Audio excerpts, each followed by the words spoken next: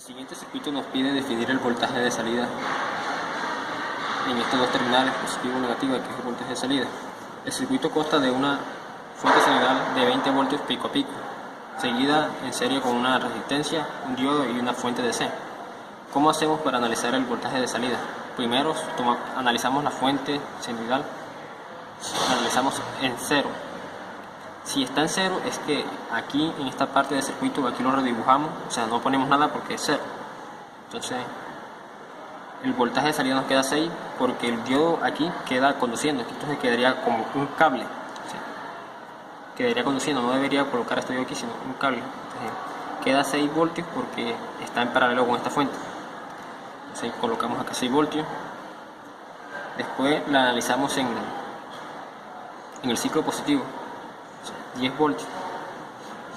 Entonces con 10 voltios sabemos que la fuente más grande marca el sentido de la corriente, entonces el sentido de la corriente lo marca esta fuente, el ciclo positivo.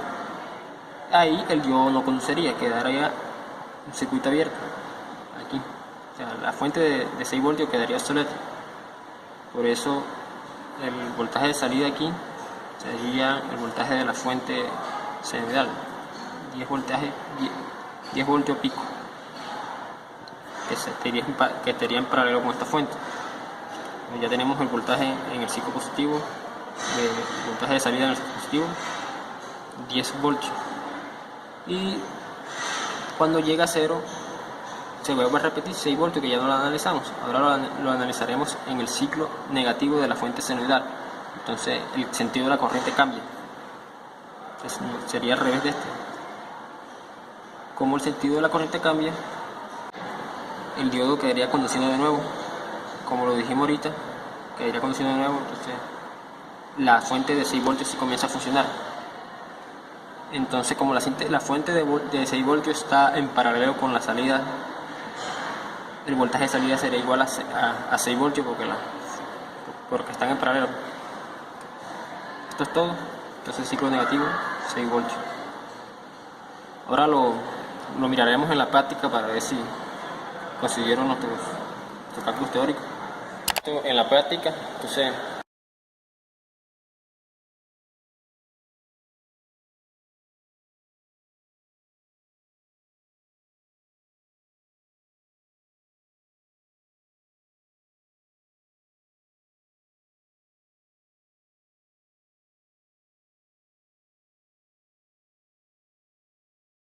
mostrar la salida. Sí. Esto lo mostró el osciloscopio.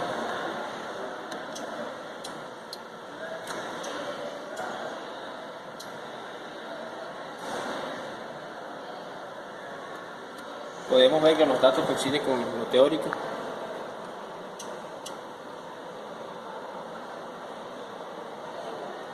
Para el segundo punto, nos pides que en el circuito anterior cambiemos el diodo por un diodo Zener y definamos el voltaje de salida, que es este que tenemos acá, entre la terminal positiva y negativa. Bueno, entonces como tenemos las mismas condiciones, que alimentamos con una fuente de 20 voltios pico a pico, tenemos la resistencia, nuestro diodo Zener que trabaja a 8 voltios y nuestra fuente DC de 6 voltios que va en serie con el Zener. Entonces comenzamos a analizar la onda sinusoidal, que es la que nos está dando el generador de señales. Entonces analizamos que para cuando la señal vale 0 voltios, nuestro voltaje en el Zener va a tener un valor de 0. Y como nuestra fuente, como nuestro diodo Zener para comenzar a trabajar necesita un voltaje de 8 voltios y nuestra fuente en serie la tenemos de 6, entonces nunca va a poder activar el diodo Zener. Entonces en el ciclo positivo, cuando la señal sinusoidal alcanza los 8 voltios por ese sentido, entonces nuestro diodo, como está conectado en inversa, comienza a trabajar. Entonces viene soportando el voltaje hasta que llega a 8 y se activa el Zener y me impide el paso de más voltaje. Entonces me va a mantener los 8 voltios que son con los que él trabaja. Entonces ya vuelve y baja la señal, llega otra vez a 0 y cuando llegue a menos 2, entonces la corriente se dirige por este sentido. Entonces venimos de menos 2 voltios y nos dimos 8 voltios. Menos por menos da más, da menos 2 y menos 6. Nos da los 8 voltios, lo cual me activa de nuevo el diodo en el ciclo negativo. Entonces se activa el diodo hasta que llega otra vez a la fuente en el flanco, en el segundo flanco ascendente,